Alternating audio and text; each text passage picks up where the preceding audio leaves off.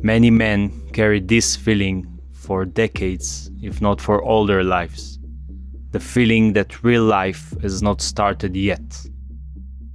The job is temporary, the relationship is good, but somewhere ahead, behind one more move, one more woman, one more idea, the true thing waits. In the winter of 1959 in Zurich, a woman stood before a room of analysts and named this feeling. She had watched it in her consulting room for years. She had watched it kill people.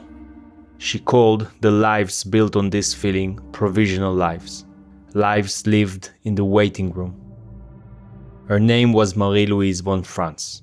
She was Jung's closest collaborator, and the 12 lectures she gave that winter became a book called The Problem of the Puer Aeternus, the Eternal Boy. The portrait she offers is so precise that it's going to be uncomfortable to sit with. She names the central fear that organizes the Puer's entire psychology. Near the end of this video, I will share with you a story about a mother that stayed with me since the first time I read this book. You may recognize someone in this portrait. It may be someone you love. It may be the face in the mirror. Puer Aeternus is a god's name before it is a diagnosis. It comes from Ovid's Metamorphosis, where the god is hymned as Puer Aeternus, the eternal boy, child god of the Eleusinian mysteries, the divine youth born in the night, the god of vegetation, resurrection, of spring itself. Later ages saw him in Dionysus, in Eros. He is the eternally young, forever promising renewal. An archetype, according to Jung, is a riverbed. Life flows through it. The danger begins when one stops relating to the image and becomes it, when he identifies with eternal youth itself. Then the natural human experience of time distorts. Everything that was beautiful at 17, the open horizon, the endless possibility, the sense of being made for something extraordinary, remains in potential and never becomes a reality through effort and consistency. At 27, at 37, at 50, the horizon stays open because nothing is ever allowed to close it. An archetype or a god might exist in that way. A man cannot. Von Franz drew the portrait with painful precision. There is always, she said, a hair in the soup. The job is almost right. The woman is wonderful as a girlfriend. There is always a but. It keeps him free. Nothing is ever chosen completely, so nothing ever limits him, apparently. There is the hidden genius. He does himself the honor of believing he is too special to adapt, that ordinary employment and duties, ordinary Tuesdays, are for other people. Underneath it, an inferiority complex and a false superiority. In the background lives a savior fantasy. One day the great work will arrive. The final word in art, in philosophy, in religion. His time simply has not come yet. Beneath all the signs, there is one fear. Von Franz called it the dread of being pinned down.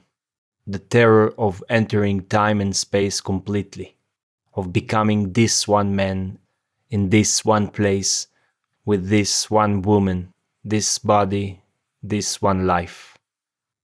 Every situation that says this and only this feels to him like a prison cell, so he keeps one foot outside of everything. When this psychology chooses a passion, it goes in one direction, up. Flying, mountaineering, anything fast and far from the ordinary earth. Altitude is distance from reality. The Puer avoids any sport or endeavor that requires patience. Anything requiring training, repetition, the slow accumulation of skill. He is impatient by disposition. The heights must be immediate. She knew a young man, a classic of the type, who roamed the mountains of Europe for years.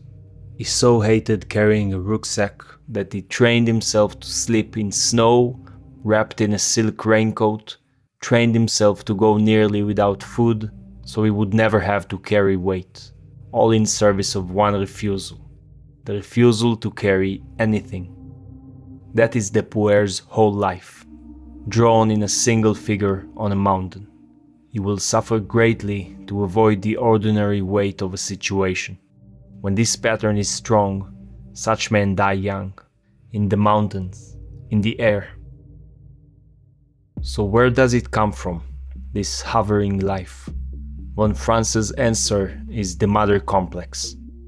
Somewhere within, the first beloved was never surrendered, and so behind every actual woman stands a goddess, the perfect mother who gives everything and demands nothing, and every actual woman is measured against her and found wanting. The fascination burns until intimacy makes her human, then it dies and moves on and burns again. Here is the story I promised. Von Franz once stayed in a house in Zurich. The owner was a widow, a baker's wife, and her son was a young man of this psychology. Elegant, idle, a new girl every few days. One day, he went swimming with a girlfriend, carried her out into the lake, and drowned. When von Franz offered her condolences, the mother brought her into the sitting room.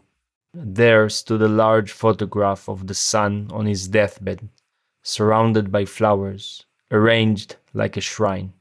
The mother looked at it, smiled, and said, "I'd rather have him like that than give him away to another woman." Von Franz called this the death mother, an archetypal pattern in which the son is never released. Most of it lives far below conscious awareness. This woman was simply naive enough to say it aloud. The Puer hovers above earth because it was never made safe to land on. Von Franz asks us to also see the gold of the Puer. These men carry a genuine nearness to the unconscious. They ask real questions at dinner tables full of small talk. They search for genuine religion when everyone around them has settled for habit. Their company, she said, has the steering effect of champagne. The gold is real. The trouble lies in where it is kept, in a treasury outside of life, guarded by a mother at an altitude where nothing can be built. So here is the question this series on the Puer will keep asking. How does a man bring the gold down without losing it in the descent? Before we can answer that, we have to look at this as well. The most charming man in the room, the champagne man, can turn overnight into someone cold and unreachable. Von Franz saw the two faces as one. That is the next video in the 4-part series of the Puer, the charm and the coldness. I'll end with a question. Notice what comes up in you when I ask it. Where in your life is the hair in the soup? Thank you for watching. I'll see you next week in the next video.